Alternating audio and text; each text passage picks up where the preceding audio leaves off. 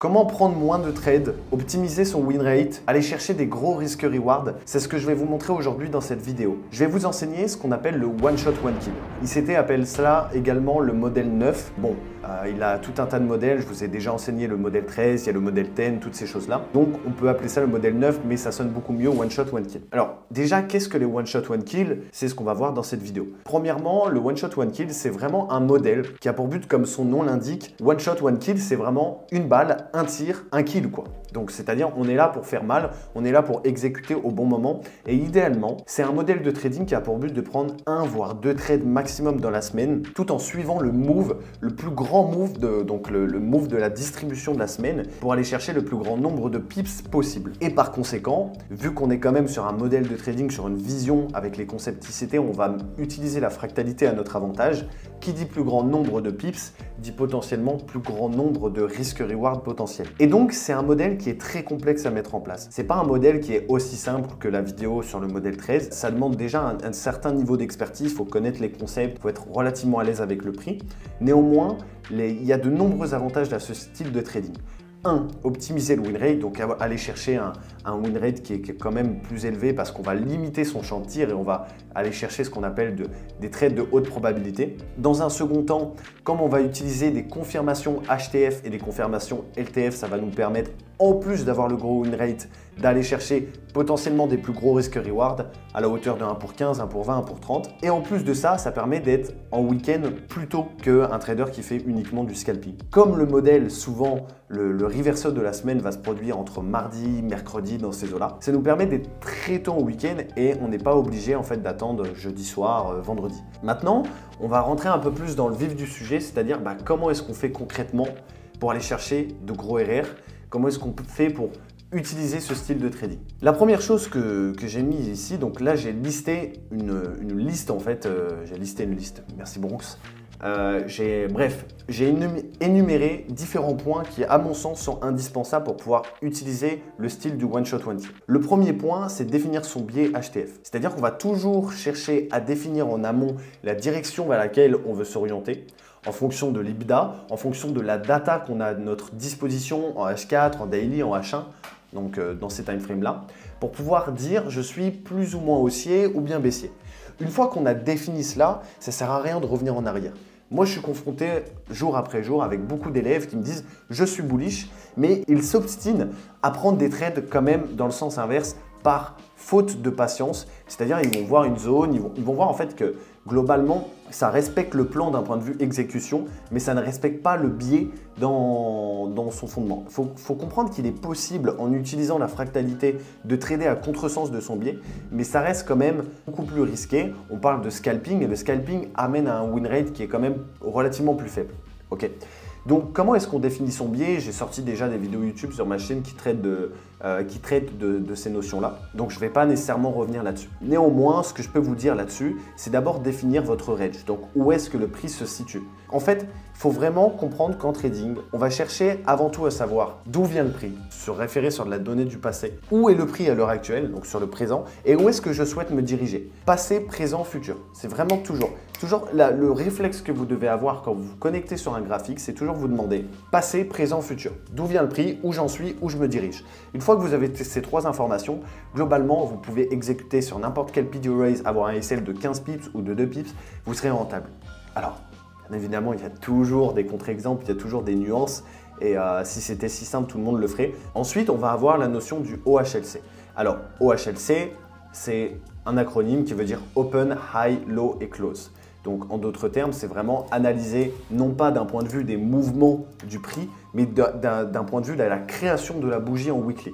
Comme on veut trader le mouvement de distribution, le mouvement le plus large de la semaine, on va essayer de comprendre quelles sont les manipulations qui sont en jeu par rapport à cette bougie weekly ou par rapport à la suite consécutive des bougies daily qui forment la semaine.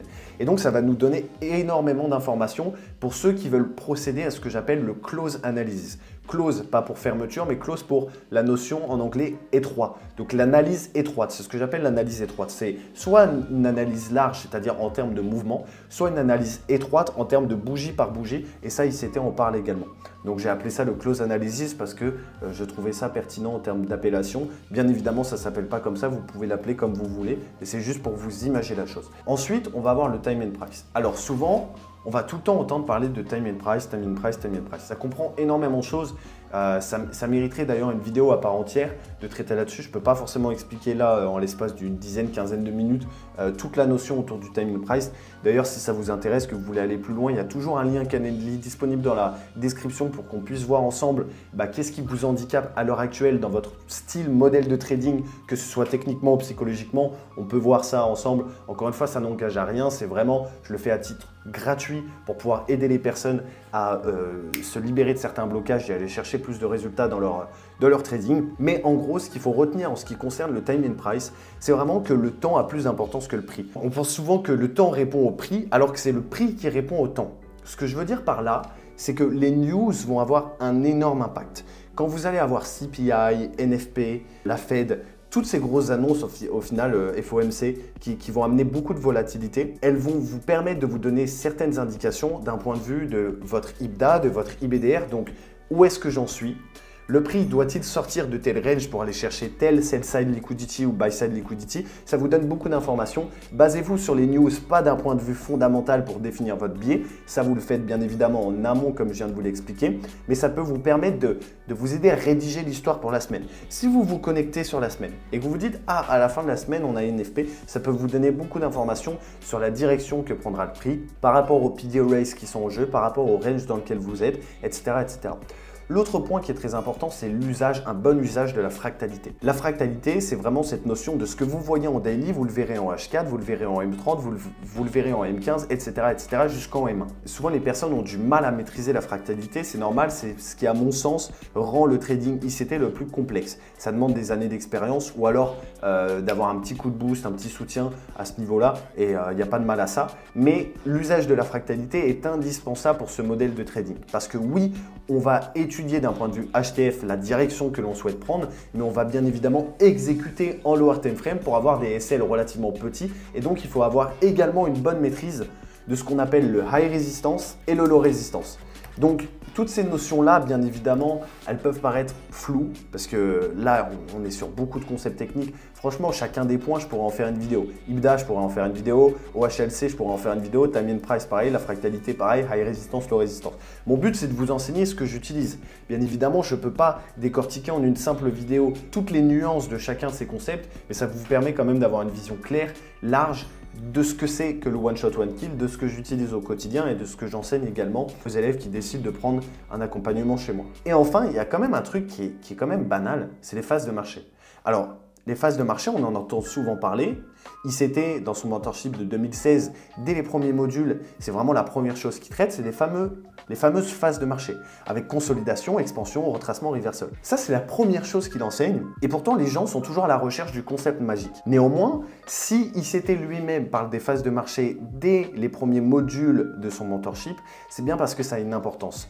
Il faut avant tout être maître des bases avant de chercher à sophistiquer, à ajuster de plus en plus de choses. Sachez que les phases de marché vous donnent énormément d'informations. Ne serait-ce que le fait de savoir que suite à une consolidation, on a toujours une expansion. Et ça vous donne certaines informations. Et que suite à une expansion, le prix peut soit retracer, soit faire un reversal. Ça vous donne une information potentielle sur la direction. Il suffit que vous arrivez à coupler cela avec les PD rates qui sont en jeu, avec l'IBDA, avec le timing, avec les news, c'est bon. Vous avez compris, vous savez dans quelle direction vous souhaitez vous orienter, vous savez quand est-ce qu'il est utile de se mettre en lower time frame, vous savez où est-ce que vous en êtes, d'où vient le prix et où est-ce que vous souhaitez vous diriger, autrement dit le drone liquidity. Bref, c'est ultra indispensable. Donc là, on est purement sur de la théorie, assez dense, je le reconnais, assez complexe, beaucoup de termes techniques. J'insiste là-dessus, c'est vrai que ce n'est pas une vidéo pour les débutants à 100%, c'est vraiment pour les personnes qui veulent aller chercher un peu plus de précision dans leur trading. Maintenant, on va rentrer un peu plus dans de la pratique pour vous donner deux exemples de trades qui pourraient répondre éventuellement à ce style de one shot one kill, dont un qui ne s'est pas finalisé en tant que one shot one kill, qui est revenu à break-even. Et pourtant, ça ne veut pas dire qu'il n'était pas possible de reprendre un trade par la suite. Et je vais vous montrer justement que le prix offre plusieurs opportunités. Donc comme je vous l'ai dit, première étape, c'est d'abord de se focaliser. Donc là, je vais vous donner un exemple sur la semaine qui vient de se dérouler. La première étape, c'est de savoir où est-ce qu'on se situe. Donc on va toujours démarrer par le range. Donc où est-ce qu'on se situe? Ici, on pourrait définir un OTE. Donc c'est-à-dire par rapport à ce mouvement, ce swing haussier, le prix est venu retracer juste à ce niveau-là, au 0,618 de l'OTE. Donc ça nous donne une information par rapport à quoi? Par rapport aux phases de marché, expansion ou retracement. On a un retracement. Ce retracement, il intervient où? Il intervient dans un FVG. Donc là, on coupe différentes choses. On coupe déjà le mouvement avec les phases de marché. Avec les P/D Array, on a ce FVG qui est retesté au 50%, c'est magnifique. Consequent Encroachment, donc ça c'est quand le prix vient se rattacher au 50% du FVG pour ensuite donner un potentiel mouvement haussier. Donc ici, le prix a créé une forte consolidation. Je ne vais pas rentrer dans le détail de tout ce price action parce qu'il est extrêmement complexe. C'est ce que ICT appellerait du high resistance parce que quand le prix il crée une forme de consolidation un peu hésitante, etc., il y a beaucoup de manipulations, mais il y a moyen en fait d'exécuter sur des zones qui vont vraiment faire réagir le prix. Et on voit que ici, le prix crée un BMS avec un inducement. Cet inducement a été sweep à ce moment-là. Pourtant, le prix ici, sur mon broker, avait délivré un volume imbalance qui n'avait pas été comblé, juste ici. Donc, je vais le tracer à travers une ligne horizontale, comme ça on va voir la réaction qu'a le prix juste par la suite. Et c'est un trade que j'ai d'ailleurs expliqué à un de mes élèves et qu'il a pris le lendemain. Pour ceux qui sont dans mon canal Telegram, vous avez vu qu'il a pris ce trade qui était assez complexe d'un point de vue de la lecture du price action, mais qui répond concrètement et complètement surtout aux différentes confirmations du modèle. Donc ici, le prix il fait son petit train-train quotidien. Entre-temps, il y a eu la session asiatique, etc. Et vous voyez qu'en fait, quand on sait où est-ce qu'on veut se diriger, qu'on met en place les phases de marché, on sait qu'on vient d'une expansion haussière, qu'on retrace dans un OTE, qu'on réagit aux 50% d'un EVG, qu'on crée un price action complexe qui rend le prix high resistance, qu'entre-temps, on consolide également avant, ce qui fait que le prix vient récupérer des liquidités.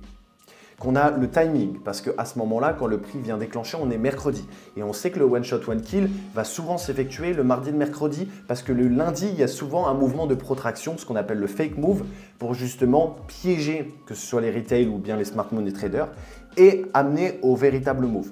On sait qu'on veut se diriger vers du low résistance, on a la notion de notre biais, on a le timing, bref, on a tout. Ok ? Et là, vous voyez qu'en fait, cette petite zone de liquidité interne qui n'a pas été comblée vient être testée à cet instant précisément, avec un SL sous la structure et boum. Ici, on encaisse d'hier. On encaisse d'hier, on se paye sous forme de clôture partielle en fonction de votre style de management. Et ensuite, le prix revient à break-even. Mais avant de revenir à break-even, c'est ça qui est fou.